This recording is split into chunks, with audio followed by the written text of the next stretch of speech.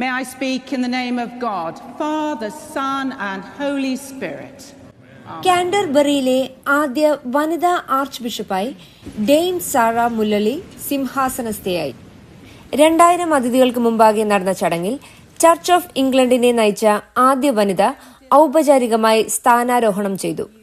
ലോകമെമ്പാടുമായി ഏകദേശം 85 ദശലക്ഷം അംഗങ്ങളുള്ള ആഗോള ആംഗ്ലിക്കൻ കൂട്ടായ്മയുടെ ആത്മീയ തലവയായി അവർ സേവനമനുഷ്ഠിക്കും. ചർച്ച് ഓഫ് ഇംഗ്ലണ്ട് 1994 ആദ്യത്തെ വനിതാ പുരോഹിതരെയും 2015 ആദ്യത്തെ വനിതാ ബിഷപ്പിനെയും നിയമിച്ചു. കാൻഡർബറി ആർച്ച് ബിഷപ്പ് എന്ന നിലയിൽ ഇന്ന് ഞാൻ എന്റെ ശുശ്രൂഷ ആരംഭിക്കുമ്പോൾ ഞാൻ വീണ്ടും ദൈവത്തോട് പറയുന്നു, ഞാൻ ഇതാ. തന്റെ ഉദ്ഘാടന പ്രസംഗം നടത്തുമ്പോൾ അവർ സഭയോട് പറഞ്ഞു.